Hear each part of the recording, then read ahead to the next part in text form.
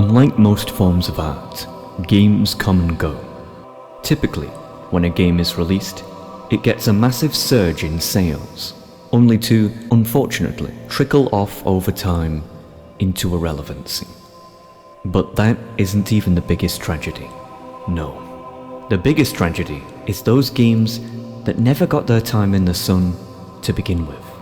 The lost, the forgotten, the eternally irrelevant. Or, as we who truly appreciate games would say, the hidden gems.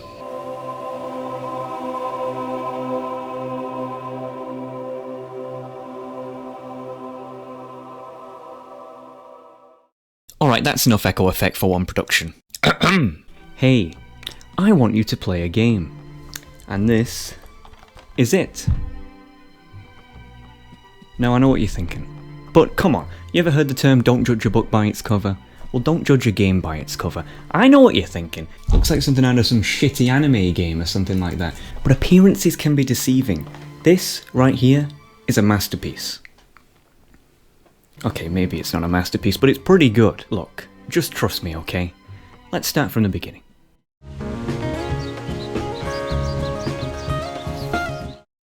Today, the Xbox is known for being a very family-friendly console, advertising itself as something for everyone, open to all, accessible, etc. But the Xbox brand wasn't always like this at all. The now named original Xbox cemented the Xbox brand as something unique at the time. You see, when Microsoft came into the console market, they were competing mostly against Nintendo and Sony, both of which had reputations of being quite, E for everyone, shall we say. Nintendo still has this reputation today, whereas Sony has mostly shed it, but back then, the PlayStation was very much seen as a toy by the masses. I mean, it does literally have the word play in it. Microsoft wanted to create a brand that would cater to a more ancient audience. Now, not quite this ancient, but college students.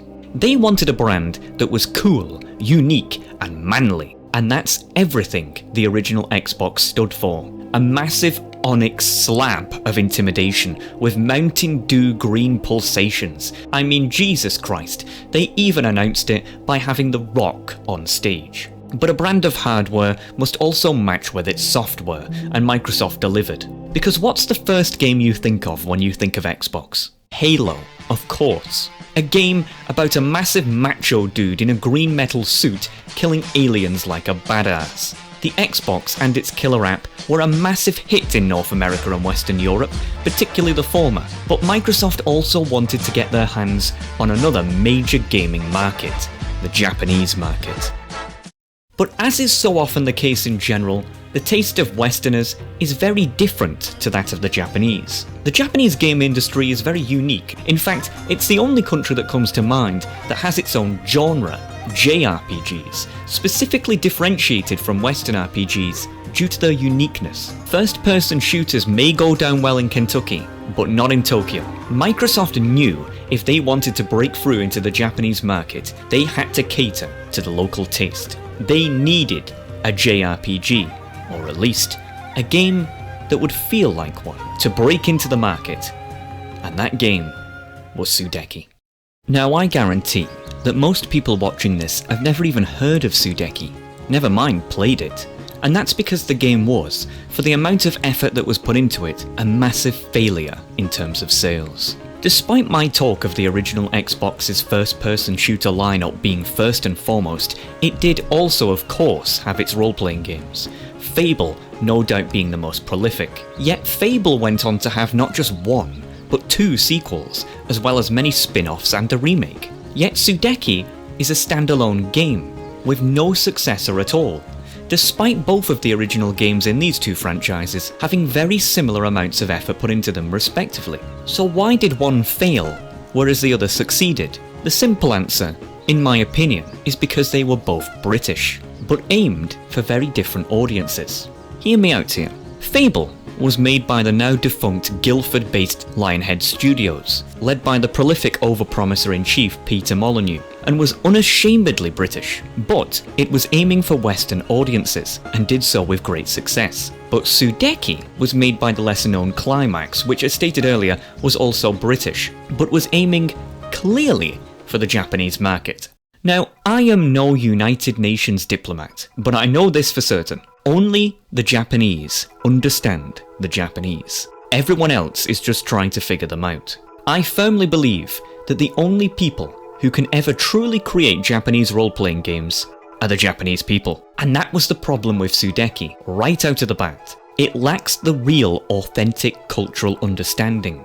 It's a Big Mac dressed as sushi. Now that's not to say Japanese people only like Japanese games, of course not, but a JRPG is a JRPG, and this isn't one. But it's not as if it appealed to Westerners either, because if you take one look at this game, you'd think it was some sort of anime dating simulator. I mean, unless you're a basement dweller, this just does not go down well in the West. And so Sudeki found itself between a rock and a hard place. The Japanese didn't take to it because it wasn't enough of a JRPG, but Westerners didn't like it because it was too much of a JRPG, and so it just failed in both markets.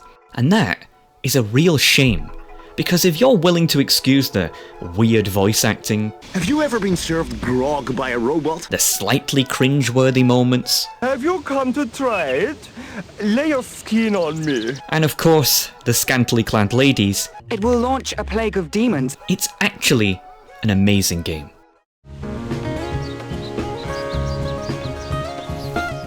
So what actually is Sudoku? I mean, Sudeki. Ugh, even the name is trying to be Japanese. Well, of course, it's a role-playing game. And as we all know, there are two requirements that make a good one. The first is a good world, and my word, does Sudeki have one. Or two. Or three, to be precise.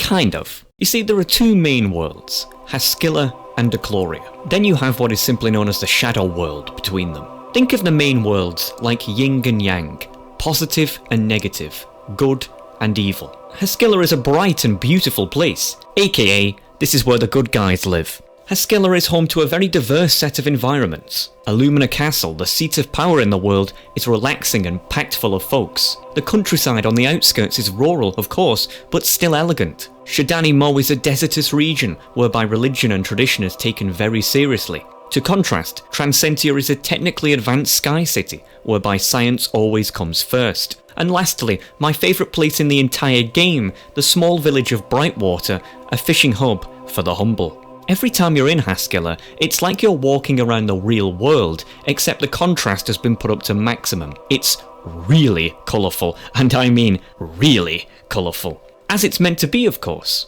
On the other hand, Decloria, aka this is where the bad guys live, is an absolute shithole. Dark, dingy, broken, abandoned, hardly looked after.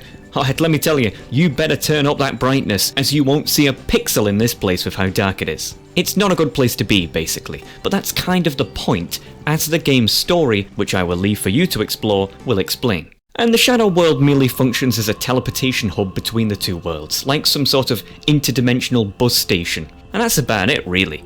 It's a shithole, so you won't really want to explore much here, and it's also full of creeps.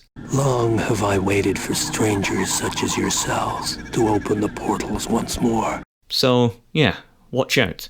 Overall though, I am pleased with the worlds in Sudeki in terms of cosmetics, but in terms of size, you shouldn't go into this looking for some sort of Elder Scrolls level of openness. It's very much akin to Fable, whereby yes, technically the game is open world, meaning you can go anywhere the game lets you. However, the world is extremely limited in terms of where it will let you actually go.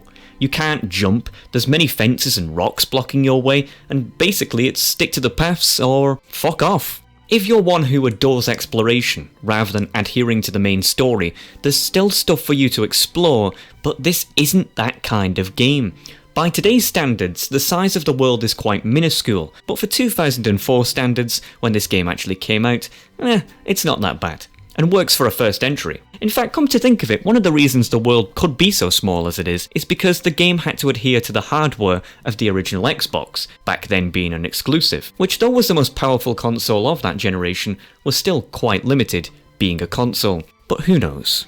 Many people say that Sudeki has boring worlds with no real defining features, but I disagree. It very much reminds me of Azeroth from the Warcraft franchise. A mix of traditional fantasy and modern technology is not easy to do in a cohesive universe. But what is a world without the second requirement of a good RPG? The characters. This is a sentence I never thought I'd say, but Sudeki works very similar to GTA 5, in the way that you play as not one, but multiple different characters. Not at the same time, of course. Each with their own distinct personalities. You know how in GTA 5 you can swap between Michael, Franklin and Trevor? Well, Sudeki works in a very similar way, in that you can swap between the 4 main characters. And yes, you heard that right, 4 main characters, each with their own different subplots. Let's start off with the first character the game introduces you to, Tal. Tal is a soldier who works for the Royal Guards, and despite being a skilled warrior, he has a constant dark cloud over his head. That being his family. Tal has immense family issues that essentially encompass his entire being, and throughout the game you will explore these issues and try to make peace. He also has hair like he's from Dragon Ball Z. I mean, I don't know about your army, but that wouldn't go down well in ours.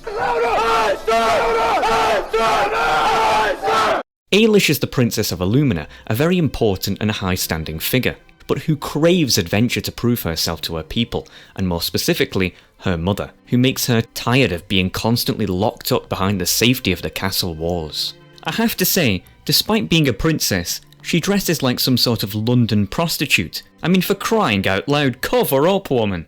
Buki is from Shadani Mo, the desertous and religious land mentioned earlier. She is half human and half animal, which, don't ask me how that works, because I don't want to bloody know. She is a deeply religious and traditional character herself, and always puts her faith before anything. Man, I thought Ailish dressed badly. At least she actually dressed. Then again, what can you expect from an animal, I suppose? Elko, a gentleman from the technological sky city of Transcentia, craves knowledge and is totally scientifically minded. He very much functions like Buki's opposite. He is polite, but prideful. So much so that he lost his arm in an experiment. Elko is actually my favourite character, but I have to say, the very obvious Dutch voice acting is really awful. And this is my care face. As stated, all of these characters work together with one another throughout the game, in numerous different combinations, but all of them has their own personality, subplot, and goals, and that's one reason that Sudeki's story is quite interesting to me. Observing how different people from very different social standings, beliefs, etc. work together for a common goal. I really like these characters.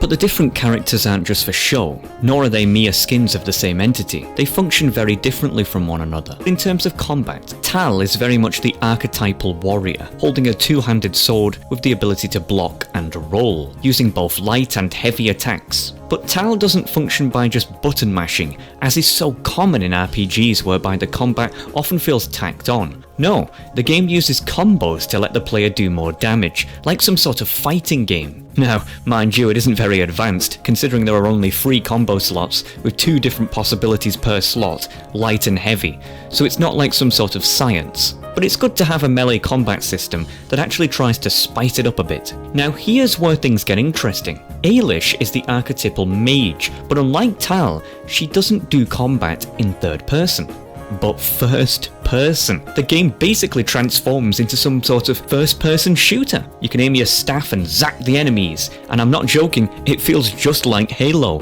which was unexpected. This is actually my favourite character to do combat with, as I like the simplicity of just aiming and blowing up my enemies. The other 2 are kind of mirrors of these. Buki is the archetypal rogue character, whereby she attacks fast, but works very similar to Tal with the combo system and third-person combat, whereas Elko works similar to Ailish, being first person, shooting, but this time actually using a bloody gun to do it. Now I take it back. This really is Halo. My complaints with the combat system are that the first person characters feel way more fun to play than the third person characters.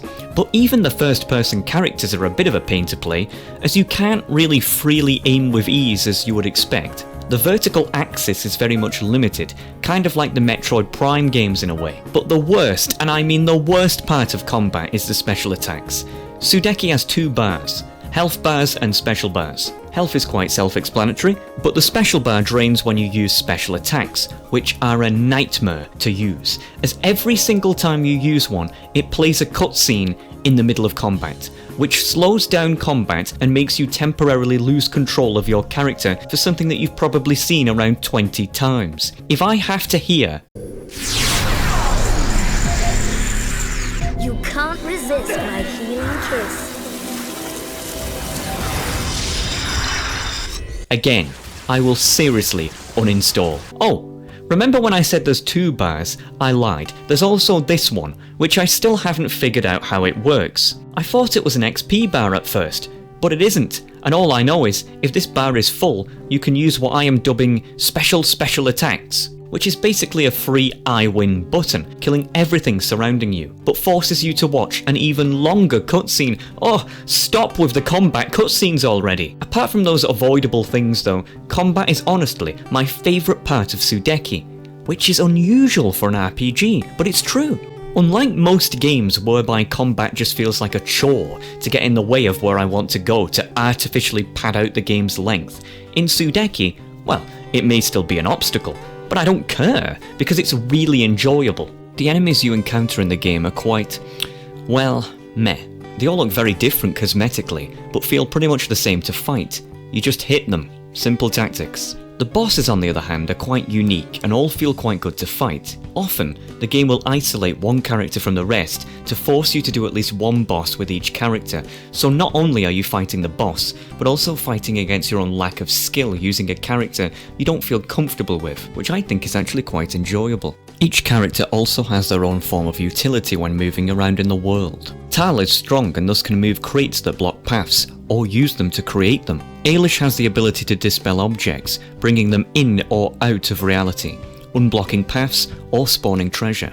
Buki can climb certain walls to get to previously inaccessible parts of the map, and Elko can use his jetpack to fly to different platforms. Every single one of these utilities are implemented well, except Elko's jetpack, because my word, this was a pain in the ass to control. The first time I ever had to use it, I was stuck for 30 minutes on a part of the map that should have taken around 30 seconds. Whether or not that's the jetpack's fault is a mystery. I'll talk more about that later. The game has an experience system whereby you can gain it to level up, and believe me, with 4 different characters, you're going to be doing that a lot. It works kind of like how World of Warcraft used to, whereby every time you level up, you get one of these blue orbs and you can make your character stronger. Here's the thing though, because special abilities are such a pain in the ass to use, "You can't resist." no, I just ended up putting all my points in health and power and ignoring pretty much everything else, which is a pity. But like heck am I watching this again? Leveling up in this game feels great, because you actually feel it. When you gain a level, it's not just a power increase of 0.1% or whatever. No, the first time you get a health upgrade, it literally doubles your health. That's a lot, and it feels great to feel more powerful, and actually notice it. If you find the game too difficult, you can always buy items like potions from the duck shopkeeper, Kamo, who has stores absolutely everywhere. He's also extremely polite. Welcome to Kamo's. No kids, no smoking, no drinking, no touching, and no credit! Now, how may I help you? See? You can also visit blacksmiths in pretty much every major town and upgrade your weapons and armour.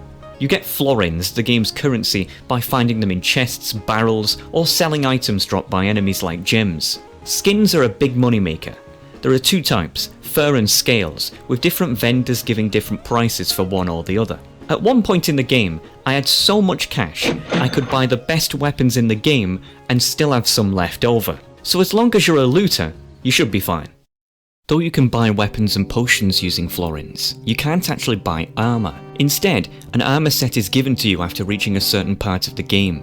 Apart from looks, they don't feel any different to play with regardless. I have to say, they seem to have put a lot more effort into the armour sets for the ladies than the gents. Tal and Elko's armour looks pretty much the same throughout. I mean, can you really notice the difference here? But the ladies get pretty much entirely new sets. I wonder why. You get given the armour at different points in the game by this spirit guy called Tetsu. Tal of Illumina, I am Tetsu. Despite me completing the game, I still have no idea who this guy even is. He just comes in with his deep, echoey voice talking a bunch of bollocks I don't understand, then zaps me, robbing my clothes, only to give me new ones. I speak with the voice of your ancestors. The road ahead is dark and filled with danger, but fear not, son of Sudeki. In your darkest hours you may call on me. My humble servant, Cariston the Wolf, will protect you. I mean, don't get me wrong, the first time he does it, it's pretty cool, but after the 5th time or whatever, it just gets too much. Greetings, Viorino. I am Alexu, from the Chicken Nugget Kingdom lands. I am here to tell you of an ancient prophecy of talking too much and wasting one's time. Wait a minute, I said I wouldn't use the echo effect anymore. Whoops. A noteworthy and unusual feature of Sudeki is that every single NPC you see has their own name and individual dialogue. That's really strange because even games like Fable or Morrowind didn't do this. In fact, I can't think of any other game whereby every, and I mean every single NPC had their own distinct personality. Even generic guard number 420. Big props for this, guys. But sadly, as most NPCs have naught of value to say, who are you? I found myself not bothering to listen to them most of the time. Thus far, you may be thinking Sudeki seems like a pretty decent RPG, but I haven't yet told you my biggest complaints with the game. Some of you with a keen eye may have noticed that I'm playing this on the PC, despite me saying earlier that it was an original Xbox exclusive. Liar! That's because for many years, it was an elusive exclusive, until it was ported over to the PC around half a decade or so later. Now, despite still owning the original Xbox version, I opted to play the PC version when given the option, because I imagined it was a lot more enhanced than the original. So I bought it. Or well, my girlfriend did. Thanks, Kim. But besides the point, I got it on PC, loaded it up, and honestly was quite surprised, both for better and worse. You see, the downsides of playing the original Xbox version are obvious. The game is locked at 30 frames a second, as were many games at the time, and it would run in something like 480p resolution, which obviously isn't ideal, considering that's around 20% of my current resolution, if that. To give you an idea of how bad that is, here is Sudeki running at my resolution. Looks all nice, great, and here it is running at 480p. Yeah, that's quite a dip. On the PC version, however, I was pleased to find that not only did the game have many options, supporting my high resolution, but also supported a refresh rate of 144 frames a second. Holy shit! Woohoo, I thought to myself, but then I played the game, and good lord, this is one awful port. Here's the thing though, rebindable keys are in, the game runs smooth, the resolution is all fine in terms of gameplay, no voice acting clipping, no, all of the usual suspects aren't the problem here. The problem is threefold. The first and most glaring problem is the camera. The camera in this port is the worst I've ever seen, ever. In most games, the camera is simply just meant to follow you around, but in this game, it seems to have a mind of its own, constantly going underground, hugging objects that cover your view, and this didn't happen just every few hours or so, it's a constant you have to battle with. How the hell are you meant to play a game if you can't even see where you're going? You can only fix it by swapping to a different character, or pressing F to temporarily go into first person, then back out again. But you shouldn't have to fight with a game's camera to play the fucking game!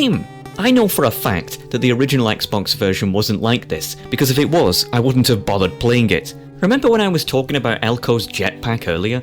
It's possible that this was a problem caused not by the jetpack mechanic itself, but by the camera on the port being so badly implemented. The second is the bugs. Now for the most part, the game is bug-free, except this one part of the game where you go into this snowy castle, and here, I don't know who programmed this, but it is a complete mess. This awful blizzard sound plays at 500% volume, so loud you can't even hear the NPCs talk anymore. I had to take my headset off in awe due to how loud it was. Then there's this boss fight that had me confused, as the boss didn't even bloody spawn, leaving me running around a room for 5 minutes confused out of my mind.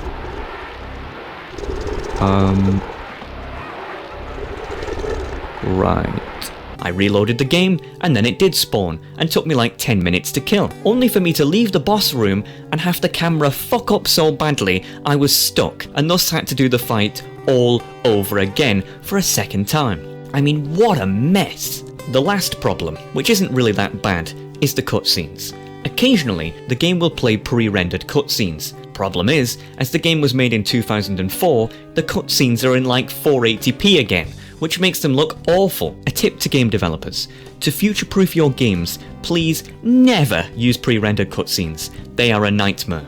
I suppose there's not much the port could have done to fix these, as I doubt they had the ability to remake them from scratch with ease, but it's still annoying. So you're kind of stuck no matter what you do. Play the original Xbox version and you get bad FPS and bad resolution, but no awful bugs. But play the PC version and you get the bugs, but can play in high FPS and high resolution. Gee, talk about not being able to have it all. Here is the thing though, I am more sympathetic to the original Xbox version because it isn't actually doing anything wrong. This was just how the game was for the hardware at the time. I can't get angry that a game in 2004 doesn't run at 144 frames a second at 1440p resolution. That would just be absurd. But the PC version has no excuse. It should have less bugs. I should also note that the port was released by a different company than the original developers. These guys, who I would say deserve to go bankrupt, but it seems like they already have. I'm glad no other game will have to suffer the same awful ports as Sudeki did. Now don't get me wrong, the port isn't broken. You can technically finish the game as I have, but you will be suffering a lot to do so, and that's not why I play games. Speaking of the ending, it was awful. I shan't spoil it for you, but my word, what a letdown. The game builds up the characters, presents you their problems, only to provide solutions, to then not tell you how they do afterwards. It's like me saying, there's a guy called James who was an alcoholic. His wife left him because of it. Then he stopped drinking. The end. No, not the end. Tell me what happened after. All the game needed was just one cutscene to give a satisfying ending. But no, unless the port accidentally removed it, in which case it wouldn't surprise me.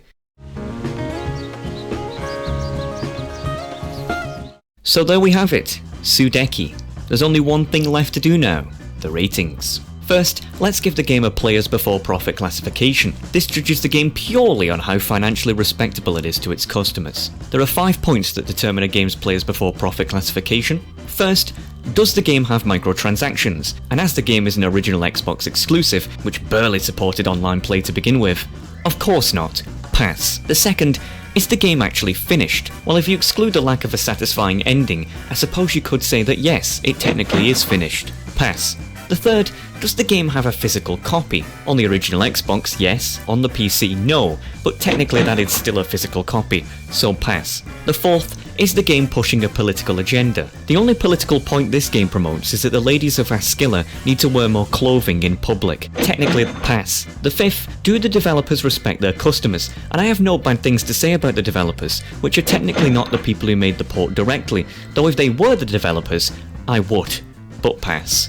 Sudeki has passed 5 out of the 5 tests, giving the game a green players before profit classification.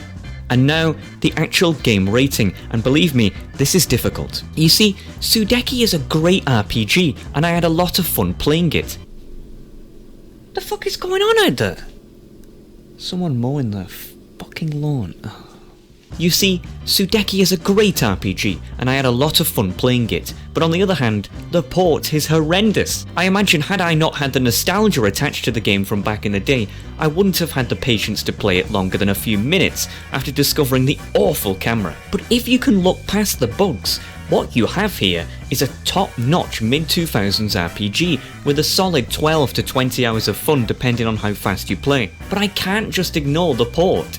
I'd rate the original Xbox version, which had no proper bugs, a rare, but this PC port is so subpar, I have to give it a common. But there can only be one true rating, and thus, rare plus common equals uncommon. And that is so painful, because this game deserves so much better than that. I can only hope that the port is eventually fixed in the future, so that this game can get the rating it truly deserves. But until then, lazy and shoddy development can't go unpunished. My 3 main positive takeaways. Number 1, the soundtrack. Oh yes, don't think I forgot about it. Let me tell you, game music deserves more credit than it gets, because even in niche games like this one that hardly anyone has even heard of, it's filled with some amazingly catchy tracks. Big props to those who made them. Number 2, the world. Though the Shadow World and Ecloria are depressing as heck, Haskilla is truly one of the most cosmetically beautiful RPG worlds I've ever seen. To imagine what they could have done if Sudeki got a sequel on the 360 with its more modern hardware, I can only dream. Number 3, the characters. Though I wish they had more story development, I find the characters and their individual personalities, hopes and struggles to be charming. My 3 main negative takeaways, simple, pretty much everything that awful PC port brought. Number 1, the abysmal camera. Number 2, the bugs. And number 3, the pre-rendered cutscenes.